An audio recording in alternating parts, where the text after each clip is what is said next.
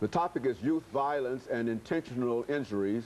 And our guest is from Meharry Medical College, Dr. Paul Juarez. And of course, Dr. Juarez is a member of the Family and Community Medicine department at Meharry Medical College. And of course, Dr. Juarez, let me talk about the hesitations here, because I'm trying to keep all of these things straight, because you are, as we indicated, giving us some excellent information, and what we want to do is to continue that by talking about the topic this morning, and that is youth violence and intentional injuries. Let's talk about it from that perspective. Okay.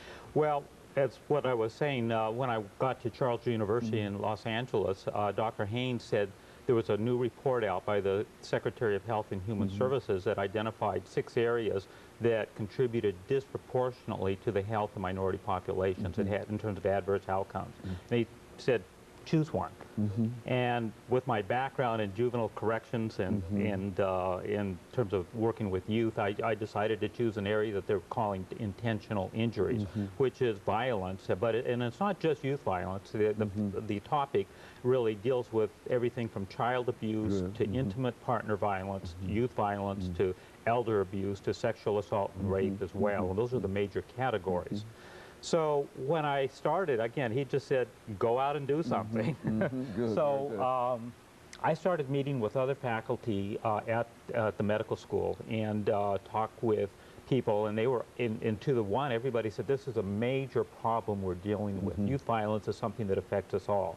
Didn't matter if they were in a family medicine department, a surgery department, an OB/GYN department, internal. Everybody was dealing with youth violence in one way or another. So we started out. We did a study, and again, I had faculty involvement from all the departments. It was really quite an amazing experience. And we did we developed a survey, and I had a couple medical students that actually went around one summer and they interviewed people who were admitted to the hospital for some sort of intentional injury. And the stories that we got were really amazing, and they were very different than what you see in the media. Very good. In the media, all you see is gangs and drugs, and it was like this was the cause of all the problems, and we found very little of it, and this was in the mid-'80s. Very little of it was actually caused. The actual cause was either gang-related or drug-related. It was fights and people dealing with circumstances that got out of control, and that was what we're seeing over and over again, whether it was people out on, out in a bar or sort of in a park, or, a domestic violence situation. It was just not what people were traditionally seen as, what people expected in terms of youth violence. So we did that study of people patients who had been admitted, and the next summer we did another study because we knew from our discussions with people across the medical center that it wasn't limited to patients who were admitted, that they were seeing them in these outpatient clinics as well. And so I had students going around to all of the outpatient clinics, there were about 12 of them, in reviewing records the next summer. And what we found is that there are far more people seen in outpatient settings than were admitted to the hospital. And so the admissions were something like 6 a day at that time, but we identified about 25 victims of intentional injuries in the outpatient clinics every day. I mean, that was really a huge number. Those numbers were very, very, very large. And so when we started looking at it, and then some of the putting it in perspective with some of the national data, we found that youth violence, in terms of really had a disproportionate impact on minority populations. That African-American males were over 6 times more likely to be a victim of an intentional injury, and Latino males were about 3 times as likely than whites. And so we wanted to do something. Again, we're beginning to get a better picture of what the problem is, and now the next step is, what do we do about it? So part of, again, I was a young faculty and a researcher, and so, data were real important to me.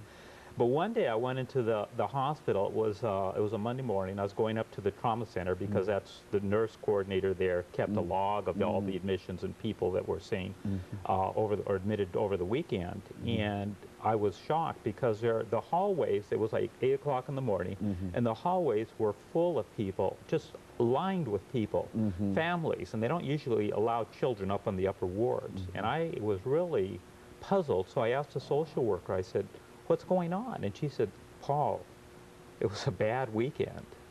Oh, And I said, you know, what do you mean? And she said, these are people who are waiting to see if their loved ones are going to survive. They're in the intensive care unit. And I went back out and I looked up and down the hall and I was just flabbergasted and started talking to some of the people about what was going on. It was just an amazing experience. And to me, it really took the whole issue of youth violence from being an academic issue to really being a very personal issue. As a result of that, we started, the social worker there, her name was Sandra Young, and we still stay in touch, and another woman who worked with the Victim Witness Program. We started an organization called Loved Ones of Homicide Victims, and we were sort of a bootstrap organization, and it was a lot of volunteer time. But it was one of the most moving experiences that I had in my professional career, working with families who had lost children or a spouse, and the total impact that it had on their lives. And it, you know, again, we don't think of that sometimes, but you know, in many instances, the man in the house was killed. He has children and a wife, and what are they going to do? You know, the chief breadwinner. You know, it just throws their whole life into chaos. And then you deal with the police and the, you know, trying to catch the victim and the court, judicial system and all. It was just heart-wrenching to see the impacts that it was having.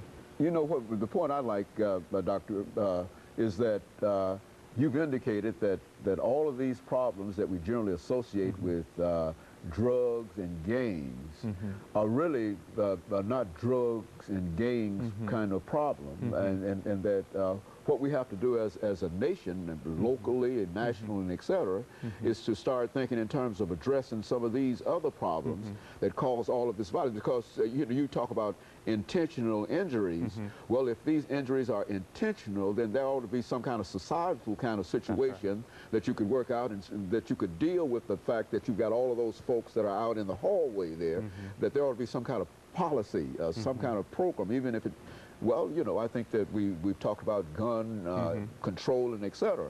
If that is one of the methods that we might use in order to keep people from gathering up after the weekend looking for their relatives and et cetera, then we ought to think in terms of doing something like that. And of course, we're getting ready for the second commercial break, and we'll allow you to continue this discussion after this break. But Dr. Warriors, this really is what we wanted, and we think that it's very, very important that we see it from that perspective. And of course, we'll be back with our audience following this very, very short commercial break.